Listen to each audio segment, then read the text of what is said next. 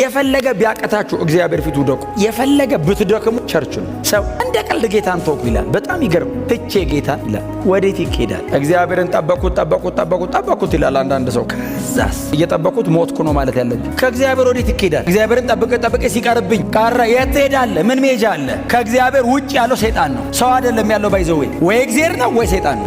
ዶት ተጠብቀዋል። 4 ነጥብ የለውም። ዝም ብዬ ጠብቀዋል። ደግሞ ይመጣል። እንኳን እግዚአብሔር ሰው ይመጣል። ለዘላለም አመኘው ለ70 ዓመትማ መጠበቅ አይከብደኝ። እመጣለሁ እያለ እኮ ልቤና ደከመው እንላለን። በ30 ዓመታችን ወደ ጌታ መተን በ35ኛ ዓመታችን እኮ እንደሱ 30 ዓመት ሙሉ እኮ እንደፈለግን ኖረ። 5 ዓመት እግዚአብሔርን መጠበቅ ሲቃየው ነው። በጣም ማይነር በምትሆን ነገር የምትጠብቁትን ጌታ ሚስ አታርጉት። እግዚአብሔር ተጠብቆ የሚቀር አምላክ አይደለም። መሬት ላይ በህይወቴ ላይ እግዚአብሔር እንደዚህ ያደርጋለሁ ብሎኝ ምናምን የሚለውን ብቻ አይደለም የምንጠብቀው። ኦፍ ኮርስ እሱንም እግዚአብሔርን የተናገረ ያደርገዋል። እኔ አንድ ነገር ብቻ ነው የምጠብቀው ከዚህ በኋላ የጌታ የኢየሱስ ክርስቶስን ዳግም መመለስ። በቃ እሱን ብቻ ነው የምጠብቀው። አማኝ ጠብቅ የተባለው እሱን ነው። የክርስቲያን ተስፋ እሱ ብቻ ነው። ጠብቀኝ።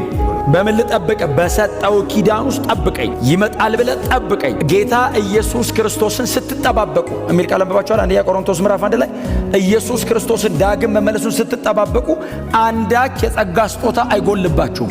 ምን ማለት ነው? በዚህ ዓለም ውስጥ ስትኖር ልትደክም ትችላለህ፣ አቅም ልታጣ ትችላለህ። የጸጋ ስጦታ አይጎልብህ። አቃተኝ ስትል ጸጋ ይሰጣል። እግዚአብሔር ኃይል ይሰጣል፣ ጉልበት፣ መንፈስ ይሞላሃል። ተንበርከከ ስትጸልይ ኢንካሬጅ ያደርጋል፣ ያበረታታል። አለው አይዞ ይልሃል። በፍጹም እንዳገዛችሁት እንዳታስቡ እግዚአብሔርን። እውነቴን ነው የምነግራችሁ። በጣም መንፈሳዊ የሆንን ሰሞን የተባበርን ይመስለናል። እግዚአብሔርን ቀኝ እጁን ትንሽ ከፍ ያደርግንለት። ትህትናን ማጣት የለበትም ሰው መንፈሳዊ ሲሆን። እግዚአብሔር መምጣቱ አይደለም፣ እግዚአብሔርን መጠበቅ ክብር። መጥቶ የሚሰራው ስራ እኮ አይደለም። እግዚአብሔርን እየጠበቅኩት ነው ማለት ራሱ ክብር።